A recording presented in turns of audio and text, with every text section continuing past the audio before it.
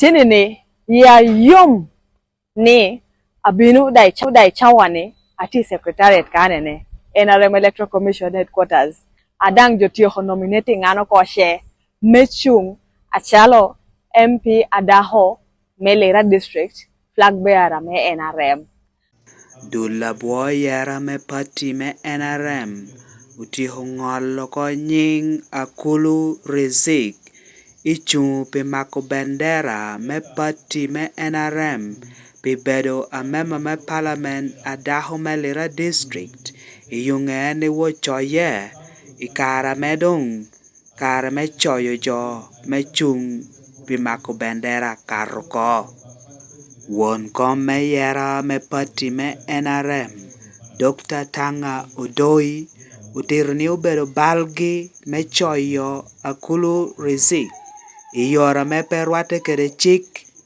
dong pe man eno bino ngolo chu akulu Rizik uko gun medda nyim kede tuchu nying Linda Agnes Auma Pitiana Mario Achalo ngata medong ukar ko abong ngatore piem kede pimako bendera me NRM me bedo a member me parliament Adaho Melera district.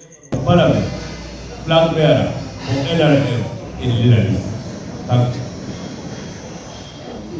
Dr. Tanga da bino kwano inyimjo balo ameno cho bot akulu guntite bedong memede karachel kede kwayo kwir pien NRM dong utio nuongo achu meroko pimako bendera pibedo amema me parliament Adaho Melera district ameo bedo Linda Agnes Auma For the Lillard district woman member of parliament because Linda Auma is unopposed.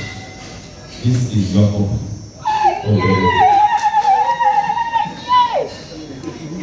Thank you, Jesus. So that is that issue. We had done yesterday. Nominated someone that was a mistake. We own the mistake. We retract the nomination and we reconsider and redeclare that Honorable Linda Woman remains unopposed as a district woman member of parliament, flag bearer for NRM in Lillard. Thank you. Auma ilokere kere chamut iyunge yubaman ukohikom Sam Engola ni enaye anaha chak pero ruanyi kome gun kelo chung apola popat me chung kede chake karamen puri bedo bulu da ena chele enaye ukelo akulu Rizik me piem kede enotir ni itio timo akulu Rizik kishako pien ubwala otokelo me piem kede. Voice of Lao. Hello? Hello? Yes. Apoya ba? Apoyo mate. Nando gino timeni ng'ai no pobija ochwa. An apoyo mate. Achako kong macheli ko boba. Ni apoyo. Sik. Mi ateho. Kere chung kera. Menyono kuara ping. Yen. Chunga kulu Rizik. Ngoberu tiyu kom. Dan. Ngata motera kulu Rizik. Amomo kulu Rizik. Yenda kulu Rizik to wor kana Ilera district. Menyoto mizu mechung. Ngata notero beru Same Ngola. Ene no wor kere kulu Rizik. Yung kiku. Ano te goye chimo ko. Ano te mo ninkare. Jere kwer joye ko yung kiku. Tiyan rio. Dok te dok. Jete ko. Te beru na haitieno. Me tiyan rio. Adu jo ame. Me supisa me. Okwe kwer joye kulu Rizik. Oya. Te do wo wilo jo. Ente me yo joye kulu Rizik. Ene tiyan rio wo. Chala kulu Rizik gote katoa. Enu man. Enu ngene na buyu pin kita na an nuang'eyo timeno ka to an wata wuope nyihi data timo gino duto merwake kiriki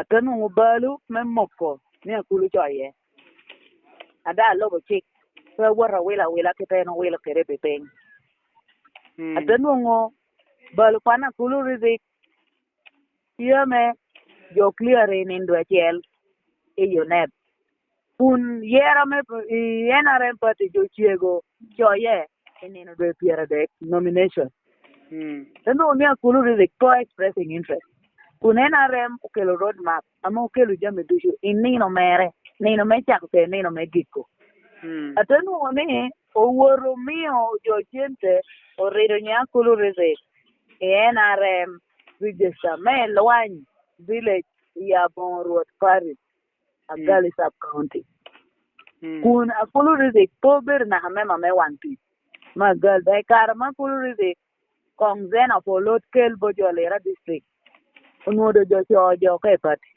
enteru anya ko mala da hom donc que la akulu rizik ke chu obedu no arama yita me ngola notikere me pedu notiku joke ken menena karano pos Obedo ke miri aduong tutwal me winyo ibot Sam Engola kita me udore kedeni ento pe olare pien po gamo chim amogo bore opoe tutwal mano bedo News Today inywamutin Ilao News Channel nyaberu Dennis Ongora.